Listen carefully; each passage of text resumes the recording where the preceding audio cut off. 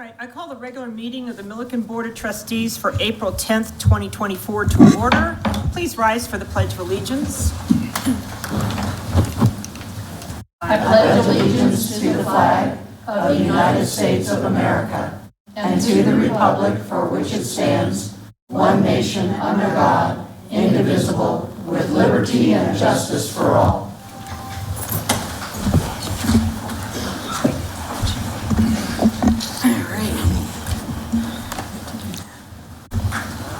Will the town clerk please call roll? Trustee Beckman? Here. Trustee Dean? Here. Trustee Lane? Here. Trustee Meisner? Here. Trustee Wakeman? Here. Mayor Pro Tem Ehrlich? Here. Mayor Austin? Here. Thank you. All right, does anyone have any additions or deletions to the agenda? Hearing none, I'll take a motion. I move we approve the agenda as presented. Second. Be a long night. Town clerk, please call for a vote. Trustee Dean? Yes. Trustee Lane? Yes. Trustee Meisner? Yes. Trustee Wakeman? Yes. Trustee Beckman? Yes. Mayor Pro Tem Ehrlich? Yes. Mayor Austin? Yes. Motion carries. Thank you. Very proud to announce next we have a Colorado Kids Belong presentation. Presenting first will be Scott Nix.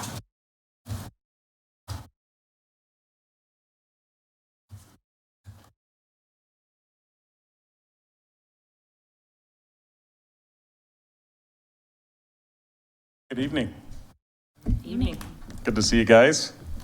As you know, my name is Scott Nix. Most of you know anyway. Sorry, I'm assuming, but I am a longtime resident of Milliken. I'm also a foster parent here in Milliken, proud foster parent. We've been fostering for my wife and I, Amanda, going on 4 years now.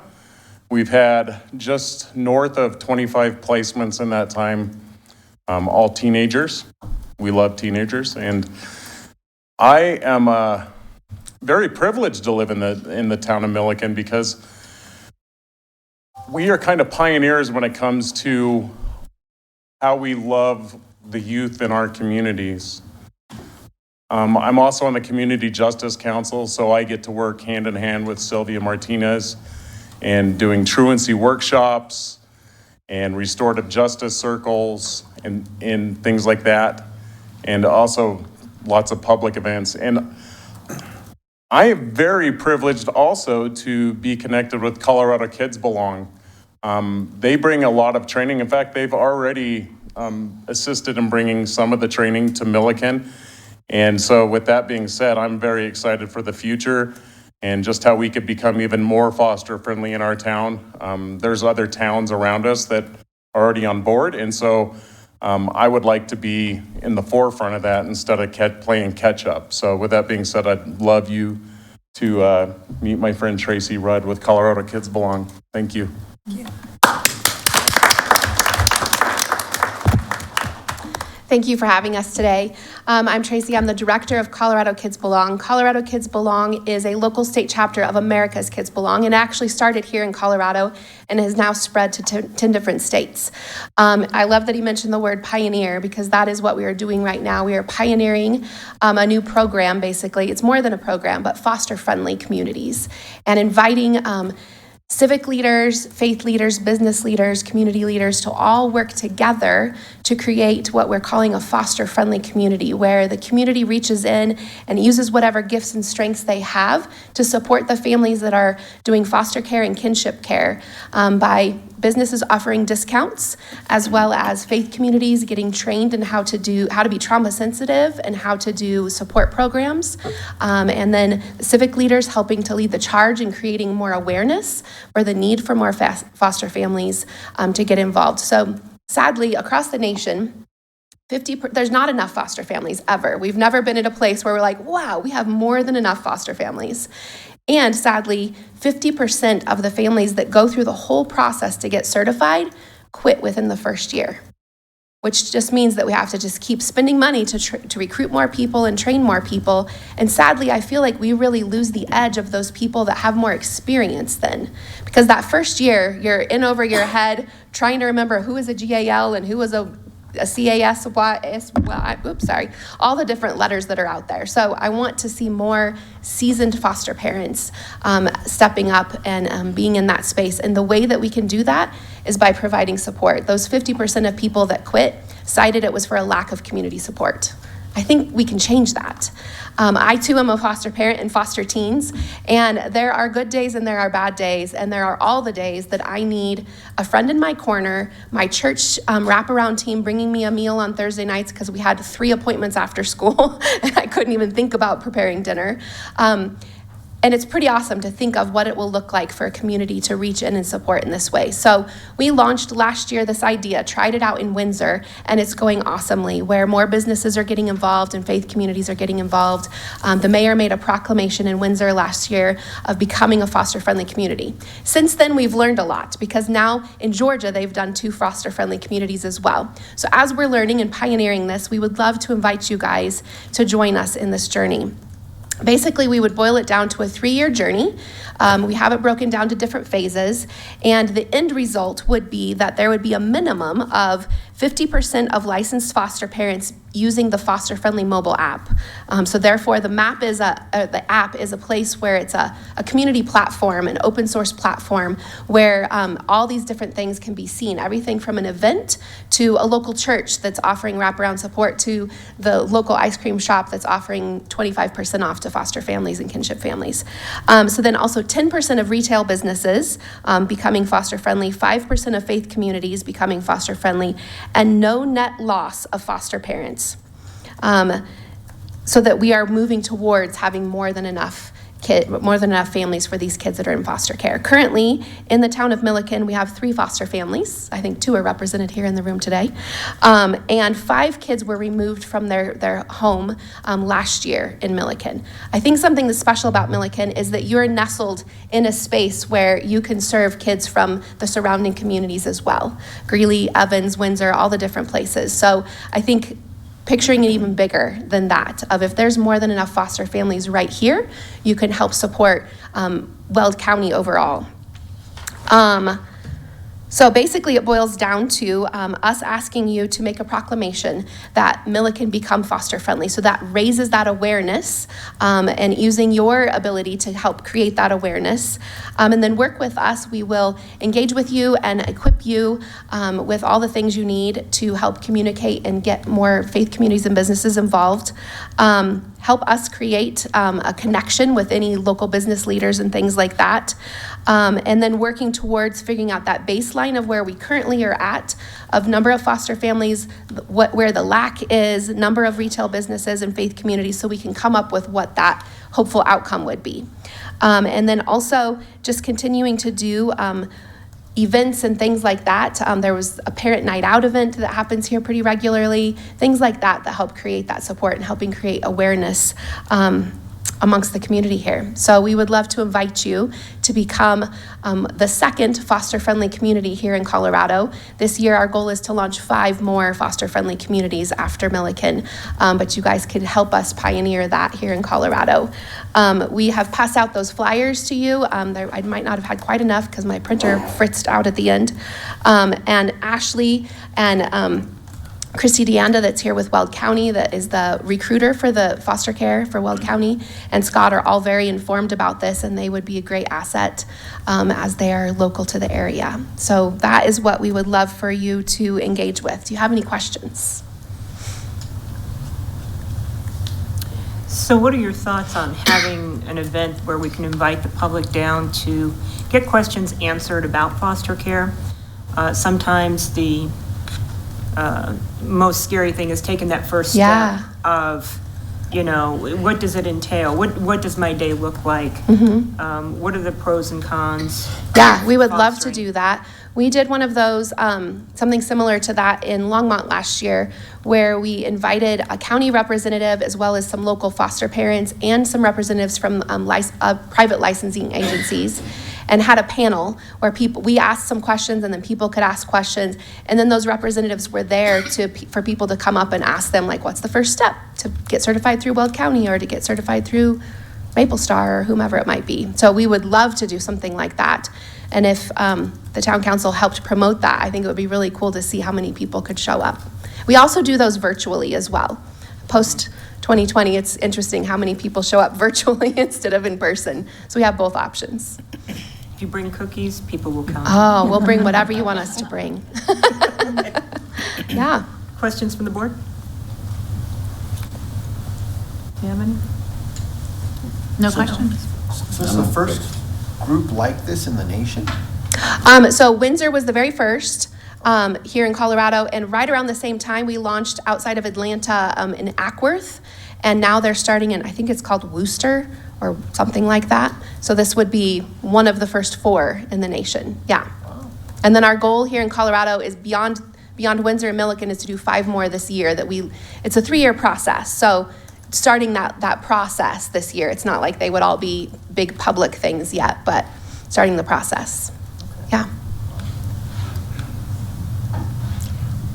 I don't have any questions, but I would applaud you for your efforts. Oh, thank you. Yeah, we're excited. Good things are happening, and it's been very interesting to see over the last few years. And actually, the pandemic helped stimulate and morph some of the ideas to become what they've become. And the mobile app is built. You can download it today, foster friendly. And we have over 1,000 users here in Colorado, over 11,000 users across the nation right now. So those are foster parents, kinship parents, often like a faith leader or a caseworker will download it so they can tell foster parents like, hey, did you see this event that's happening next week? So yeah, it's growing, and we're excited to see how it will change the lives of kids. As a foster parent myself, I see that if I am well supported, then I can give what I need to give to those kiddos that other people can't necessarily give them, because they're not the ones waking them up in the morning and telling them goodnight at night and helping get everything figured out. So I need to have that good support to keep going, and I want that to happen for other people. Yeah. Well, thank you very much. Thank you. Do you have a sample proclamation that you can send us? Yes, we do. Mm-hmm. If you could send that over to Okay. the town clerk, I'd appreciate Okay, it. that'd be great. All right, thank you. Thank you. Thank you. Next. Thank you very much. Thank you. All right, next on the agenda is citizens' comment. Do we have any citizens that would like to address the board?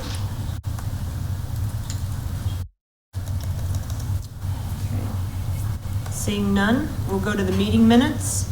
Is there any discussion or comments on the meeting minutes of March 27th, 2024? I'll take a motion. Move to approve? Second? Town clerk, please call for a vote. Trustee Lane, Yes. Trustee Meisner, Yes. Trustee Wakeman, Yes. Trustee Beckman, Yes. Trustee Dean, Yes. Mayor Pro Tem Ehrlich, Yes. Mayor Austin. Yes. Motion carries. Thank you. Next on the agenda is our town administrator's report. Administrator Powell. Thank you, Mayor and trustees. So the last few weeks have been pretty busy with Public Works. They have been working on culverts on County Road 46. They removed the one culvert that was on there and upsized it to a 30-inch culvert. Don't recall what the size was prior. Do you remember, Keith? 24. So, and then they went and installed an additional 2 12-inch culverts on 46. So that should help with drainage in that area. And we wanted to get those done before we go in there and repair the road. They've also been filling in potholes around town. They replaced damaged boards at the dog park, and they stained the whole thing. So it looks good. And checking on irrigation in different parks. So make sure we're ready for summer right around the corner. Staff also met with Hilltop Broadband on April 3rd. Hilltop is in Berthoud currently, and I don't know if they're anywhere else. That's where they originated. But they're wanting to install broadband fiber in Milliken. And they would like to install this in the Settlers Village subdivision. The homes are closer. And so it's kind of more bang for their buck if they do it in there. Oh, and I'm sorry, they installed it in Platteville. So I did reach out to Troy Rankin in Platteville and asked him how this worked for them. And wonderful. The residents are excited to have it. You know, if they made, if they damaged any of the landscaping along the way in somebody's yard, they did go back and fix it. So really no complaints from the residents there. What we're discussing with them is the type of pedestal, I think that's what they call it, that they will be using, because it'll be in the front of the yards in our easement, but what that would look like. So we'll keep you apprised of that. I don't know if there's been a resolution to that, John, has there? Okay. So John's working with them on that and also the right-of-way permitting. At the same time, Comcast has also been meeting with us, and they plan to start at the end of April or the beginning of May, and to be completed by the end of December of this year. So it looks like we're going to have a couple other options for town, and hopefully once Hilltop gets into Settlers Village and builds out that area, they'll want to continue on. I think that's their goal. The Weld County Road 23 3/4 project, reconstruction project, will commence on April 15th. All businesses in the area have been notified by John. There was a couple that weren't there, so he did leave them detailed information and his phone number so they could reach him if they have any questions. When did you say that's starting? Huh? When is that starting? Starts on Monday, April 15th. The project will take approximately 12 weeks to complete, so give or take a little bit. Anyway, so lots of things going on. We'll keep you apprised of. And Hilltop did not have to come for a franchise agreement. They don't carry television services, so they don't require a franchise. But today, you know, originally when we were looking at Allo carried the television services, but so many people stream TV anymore that I don't think it's as necessary as it once was. And I think having Comcast come in provides that for them if that's what they choose. So I think it's a good blend. Do you know where Comcast was starting again? Did Comcast say where they were going to start? Do you remember, John? The only where we know they're starting for sure is running the backbone down 46 and a half. Other questions from the board? No questions. No, we're very happy. Yeah, so, Good yeah. job. People Thank are you. noticing us, and so that's great. Mm-hmm. Get these types of services here, and it's great for people that work from home. They'll have a couple of options outside of TDS or whatever other service that they use currently. So, yeah, All right. that's all I have. Thank you very much. That's great. You're welcome. Okay, so we do not have anything on the consent agenda. The next item is on the action agenda. My computer likes to move around on me.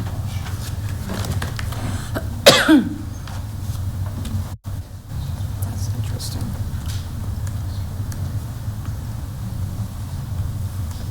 One moment, please.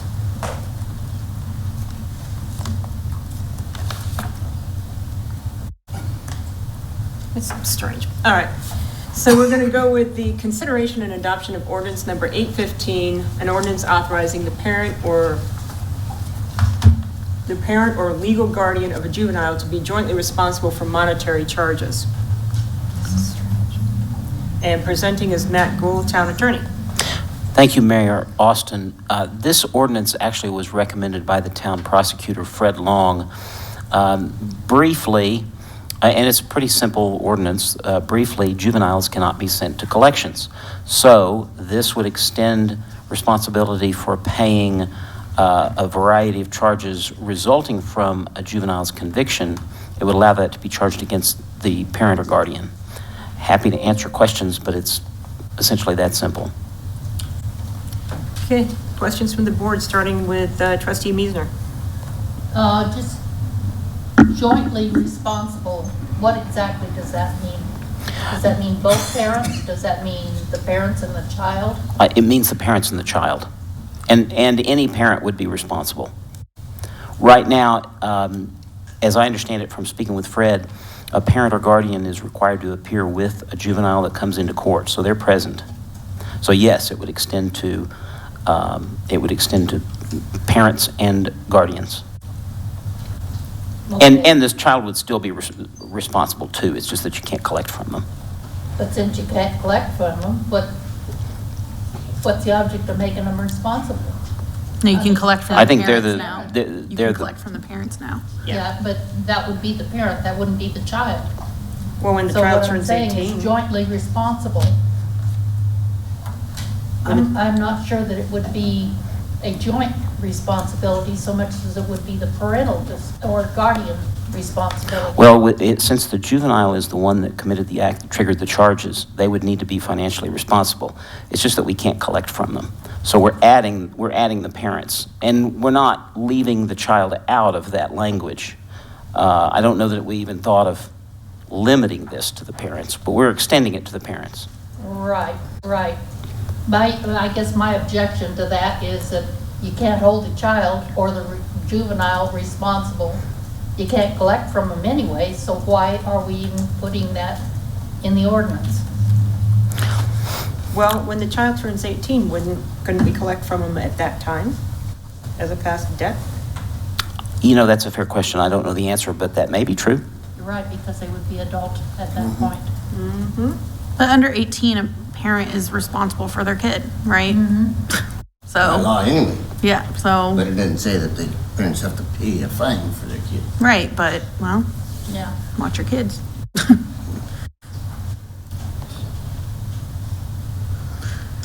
Okay. Trustee Lane, questions? No, I have no questions. It seems pretty self-explanatory to me. Trustee Wakeman? I don't think I have any questions, but I'm not real comfortable with it, but I am not sure why. It's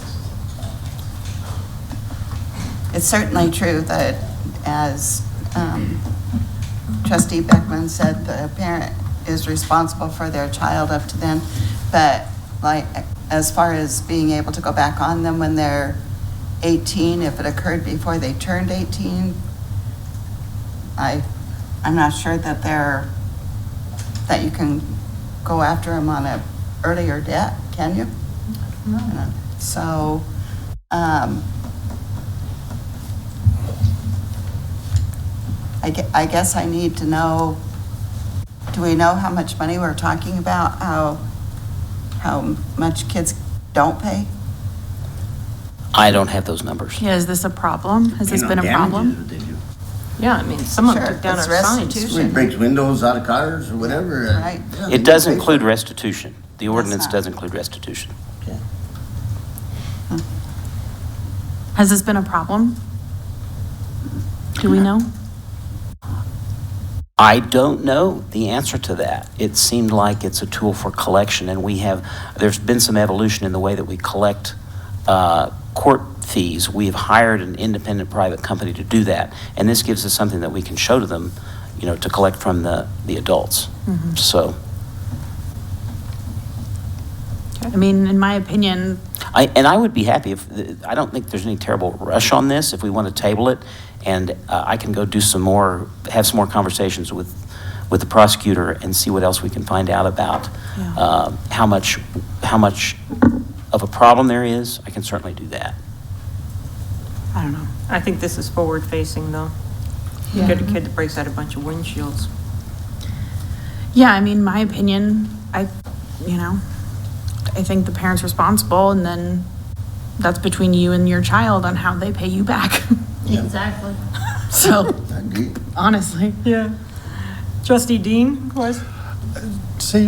I get the sense that this is a kind of a proactive approach to this, not necessarily a problem, but you want to prevent one before it comes up. Is that what I think that's fair. Pardon? I think that's fair. We want to give tools to the prosecutor and the court so that the court has a code provision that it can utilize And to we issue don't an know that order. we have a problem, but if this can head it off, this is what you're planning to do. I guess I'm not a legal scholar, so I'll defer to you.